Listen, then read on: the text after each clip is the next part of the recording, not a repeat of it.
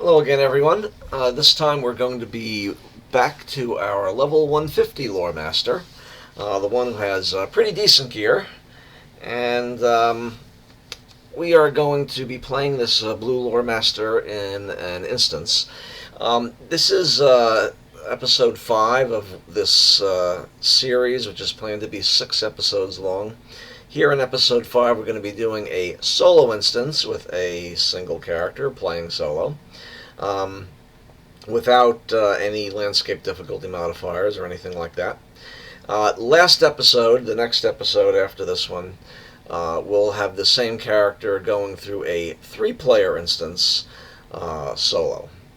This is going to be mainly to demonstrate a couple of other techniques that you might want to be aware of, in addition to also highlighting the basic techniques to use with a blue lore master. And the last episode is going to be more about just making it all work together in a challenging situation that you might find yourself in if you like doing multiplayer instances solo on level. So first, let me just review. A blue lore master relies on its pets. The pet relies on what are known as the wild sigil buffs. The wild sigil buffs are granted to the pet when the lore master uses one of its wizard sigil spells. Wizard sigil spells are Wizard Spark, Wizard's Fire, Wizard's Frost. Each wild sigil can tier up to 5 times, from tier 1 to tier 5. Each cast gives you 1 stack, 1 tier, if you will, of each of those 3 wild sigil buffs. However, using Retribution will not only make these 3 skills much more powerful and AoE, it also causes them to apply the full 5-tier stack to the pet with a single cast. And that is the key thing to do. Get those wild sigil buffs on the pet to their full stacks as quickly as possible, and then the pet does a tremendous amount more damage, takes much less damage itself, holds aggro much better because it's doing more damage. That means it's producing more threat, and therefore your lore master character is much less likely to get attacked. So we are going to do an Umbar instance. The Umbar instance we're going to do is the Streets of Râhal Bakh. That is an instance that can be set to a number of different player sizes. We're just simply going to set it to one player mode here, so that I can relax a little bit while I'm doing it and explain what it is that's going on. I'm going to be pausing a few times during the course of this battle to explain a new technique I'd like to show you. Although this shows that you can go up to tier 5 when you're in one single player mode, you can actually only play on tier 1. You'll notice the launch button grays out if I try to go to tier 2. So we're just going to be doing tier 1. This is not going to be especially challenging, but it's not going to be completely trivial either. Before we begin, I'll just remind you what this character's class trait spec looks like. We have couple of points in yellow just to get Bane Flare. It has only a 1-minute cooldown. It's a nice area effect daze. We have quite a lot in red, which gives me Lightning Storm, which I'm going to talk about in more detail in a moment. And we also have Storm and Staff, which makes our Staff Strike skill have a much longer range and do a lot more damage. And in blue, we have what I consider to be all of the necessary skills over here. And then we needed a couple of more points in things just to get tier up far enough to get to the last 2 traits, which are very important. Critical coordination, also very important, so I guess I should say the last 3. The 3 points I have here, and don't interrupt me, I mean, you could put anywhere you want. You could put them in extra points and don't you touch them. You could put them in loyalty if you want. You can put them in after battle treat if you want. Honestly, where they go among these 4 traits doesn't really matter. It's not going to make that much of a difference. They're all very, very weak, to be honest. You do need 1 point, and don't you touch them, because that 1 point grants you the Retribution skill. Other than that, though, you can put these like these 3 points. They can go anywhere you want. So anyway, that's the class traits spec that I'm using for this character. the one trait that I want to point out right now is called critical coordination.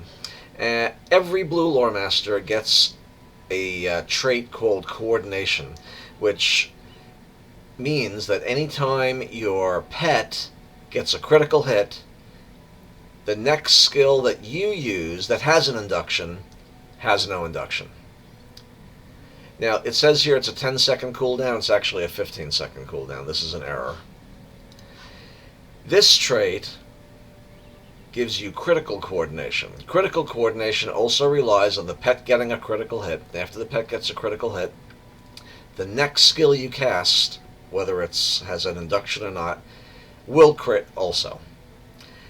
This is where we look at Lightning Storm. Now, Lightning Storm is a skill which has a pretty long cooldown. It has a cooldown of a full minute. There's no way to reduce that cooldown when you're in blue spec, but it does a lot of damage. It does it in the case of this character, up to 9 targets. And when that skill automatically crits and doesn't require you to use any induction time to get it off, it really hits hard. And it's very, very satisfying to do. The key is to know when you have coordination and critical coordination proccing. Now, you may have noticed in the first video in this series where I demonstrated some action with this Lore Master that occasionally some messages would appear in the center of the screen, right about here where I'm moving the mouse cursor. The messages that are appearing there are telling me when I have coordination and critical coordination active, so that I can use a skill with no induction and get it to automatically crit. And also when critical coordination and coordination are on cooldown. When they're on cooldown, they only go on cooldown if you consume the coordination and critical coordination buffs for effect. If you don't consume them, the buffs can disappear when they run through their timer, and the recovery time, I should say, on coordination and critical coordination will not trigger. You do not get that 15-second cooldown, if you will. If you consume it for effect, you have a 15-second period where pet crits will not be able to trigger coordination and critical coordination. And it's important to know when that's happening too. The reason for that is because there are a couple of skills that are really good to use with critical coordination. One of them I already said is Lightning Storm. Fantastic skill to use with that. But if you don't have Lightning Storm, or you've already used it and it's on cooldown, there are other skills that are good to use with that. For example, Cracked Earth. Unless you take a trait such as this one in yellow, which reduces the damage of Cracked Earth by 50% in order to add a root to it, I don't think any Lore Master should take that. It's really not worth it. There's lots of other things you can do as a Lore Master to control the way the battle goes. Cracked Earth does a lot of damage. I also have additional traits to give me more damage in Cracked Earth, and I have traceries that give me more damage with Cracked Earth. So Cracked Earth does a lot of damage. It's another good thing to use with coordination and critical coordination. Burning Embers can be good to use with coordination and critical coordination.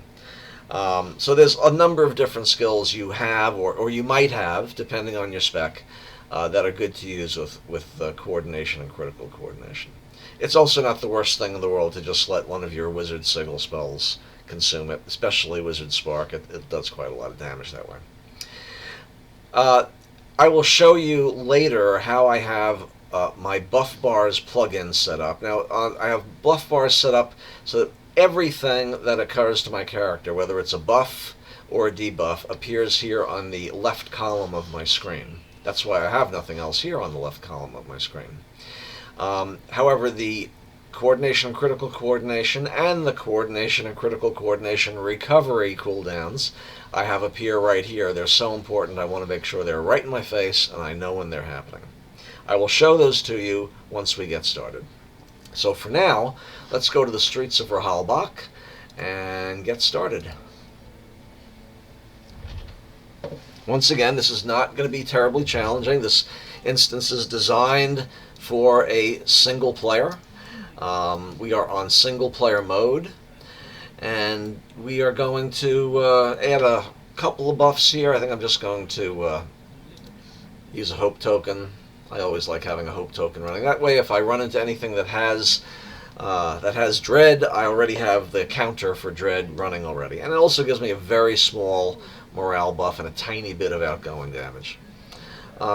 Okay, so that's the only buff we're going to need here, and we don't even really need that one.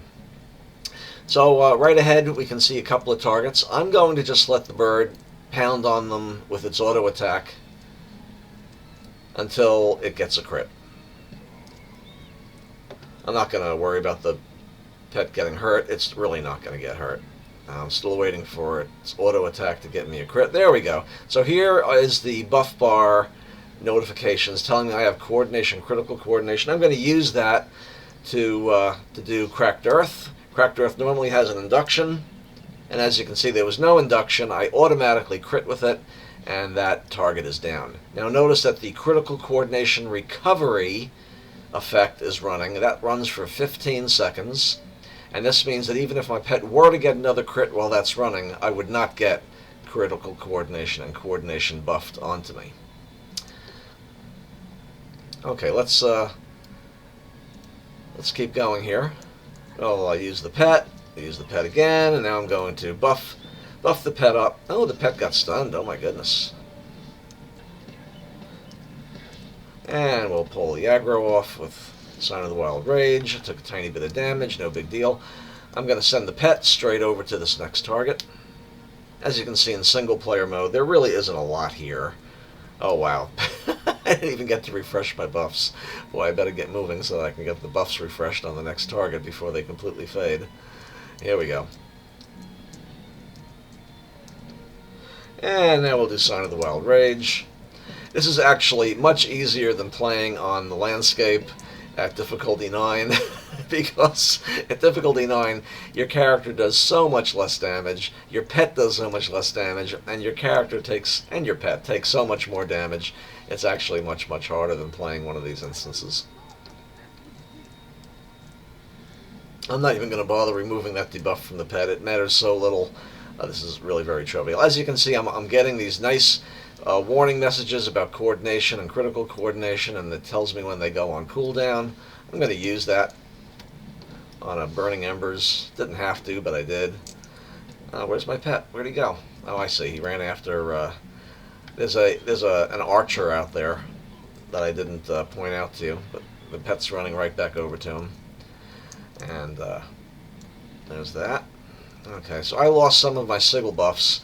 I'm going to send the pet right in this time, and I'm going to use. Okay, let's have him go to the archer. Okay, well, do that, and now we'll.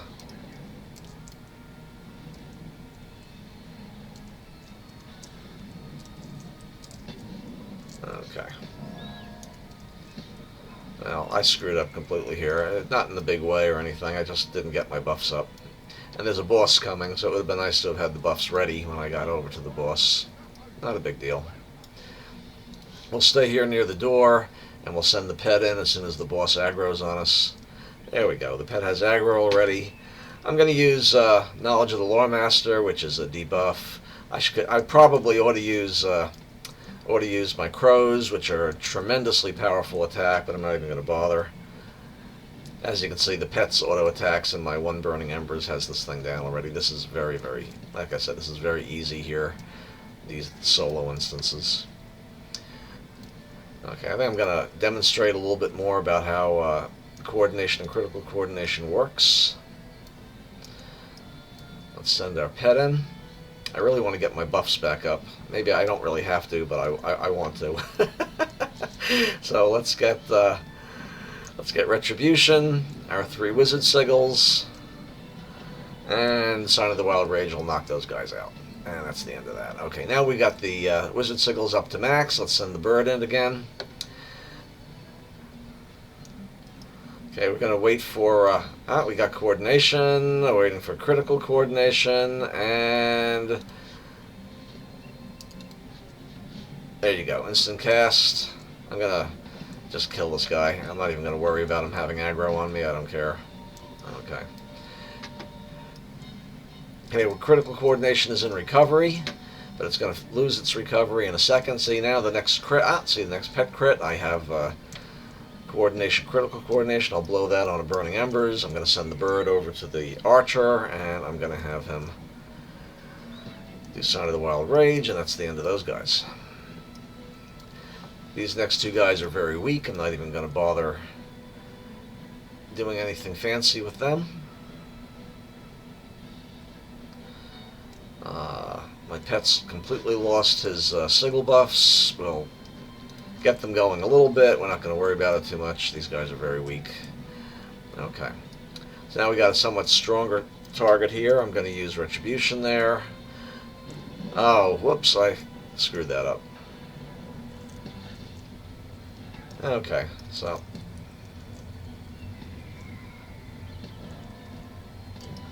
alright, well, that's fine.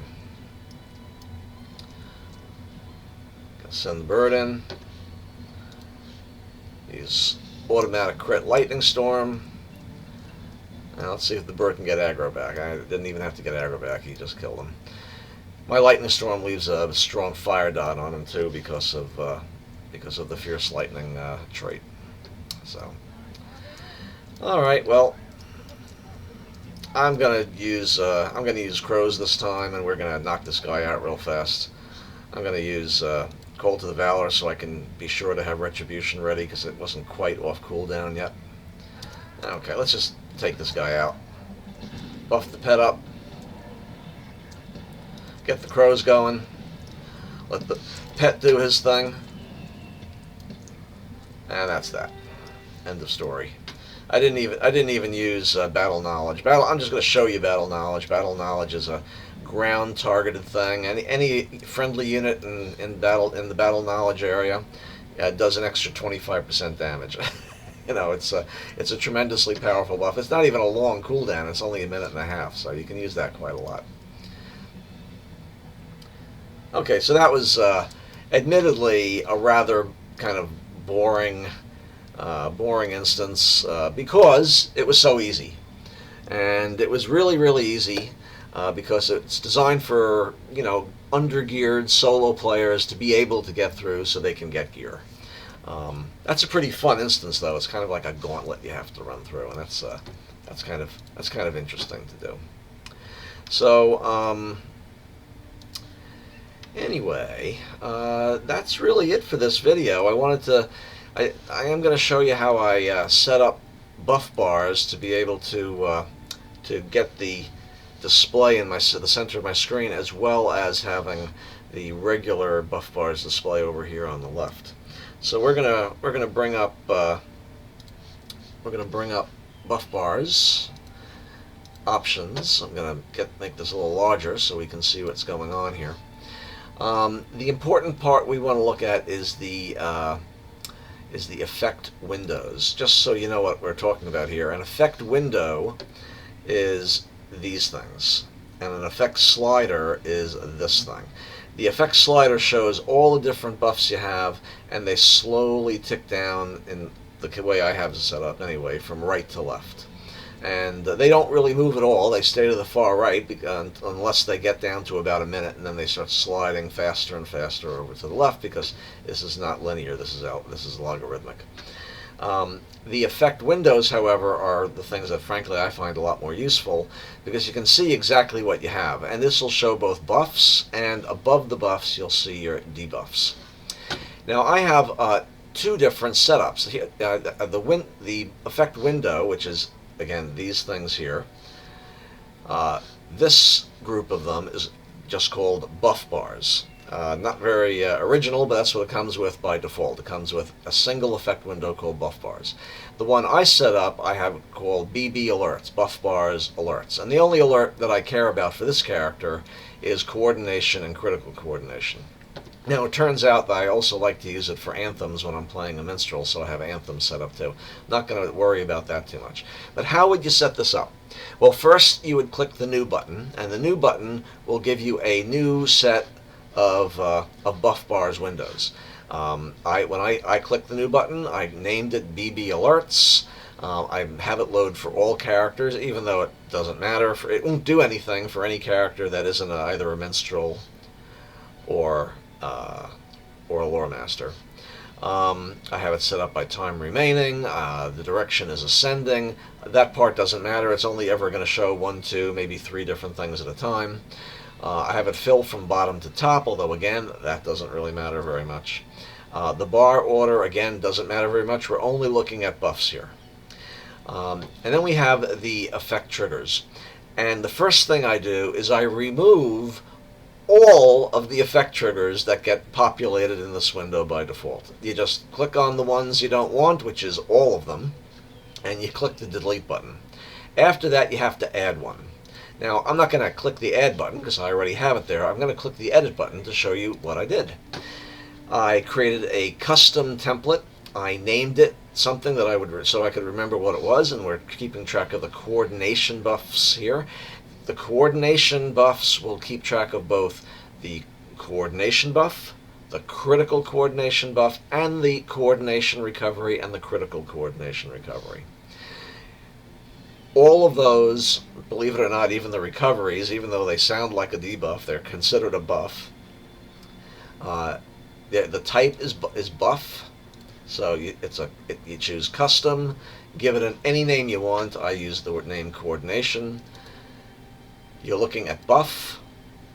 The match criteria, type the word coordination, because all three of the things we want to look at, coordination buff, critical coordination buff, and coordination/critical coordination recovery, all have the word coordination in them, and nothing else, as far as I know, in the game that can apply a buff to you has the word coordination in it. So you can keep it very simple.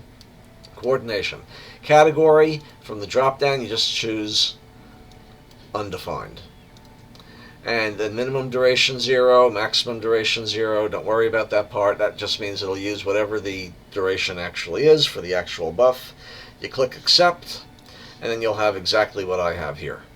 And then you'll just move the bar, and I'll just unlock my bars for a second.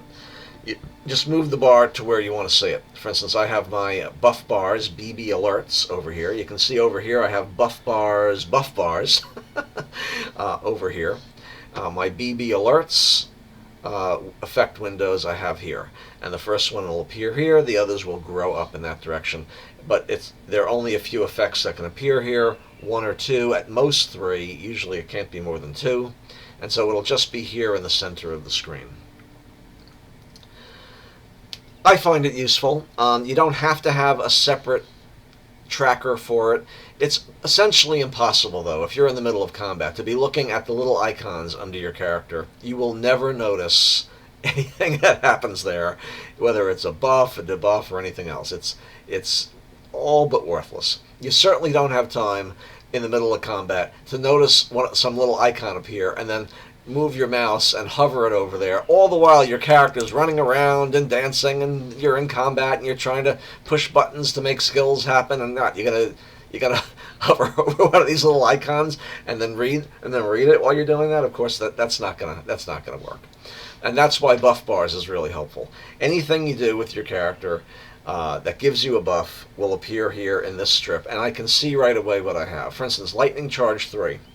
That's from Storm and Staff. I have 3 charges on my Lightning Charge Staff Strike.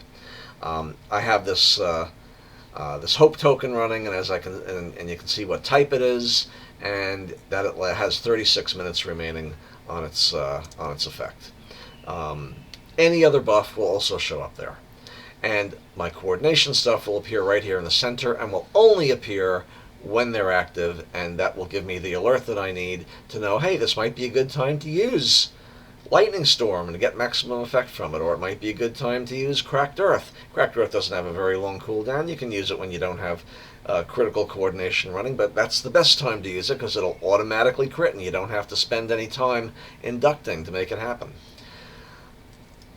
Okay, so just to repeat myself, because I've been repeating this in every video because it is the most important thing. A blue lore master relies on its pets. The pet relies on its wild sigil buffs. The wild sigil buffs are applied by the wizard sigil skills. The wizard sigils can apply up to 5 tiers of each of the wild sigils. Instead of using each of these 5 times for a total of 15 skill uses. Instead, you can use Retribution 1 time, which gives you a brief 4-second buff, allowing you to use each of your Wizard Sigil spells 1 time, and that one use of each one will apply the full stack of Tier 5 Wild Sigil buffs to your pet. The most important thing you can do. Second most important thing is use your pet's skills. These 4 skills that the Lore Master has, Minor Pet Command, Major Pet Command, Sign of the Wild Rage, Sign of the Wild Protection, are the only things that can trigger your pet skills. In the case of the Eagle, these are the 4 pet skills. I'm not going to name each of them. They're right over here at the end of the pet skill bar. And they correspond in order to these 4 Lore Master skills. Minor Pet Command will trigger the first one, Harrying Strike. Major Pet Command will trigger the second one, whatever that happens to be for that particular pet. In this case, it's Fan the Flames. Sign of the Wild Rage will trigger the third one, whichever it happens to be for that particular pet. In this case, it's Wild Peck. Sign of the Wild Protection will trigger the fourth one, whatever that happens to be for that particular pet. In this case, it's Sacrifice.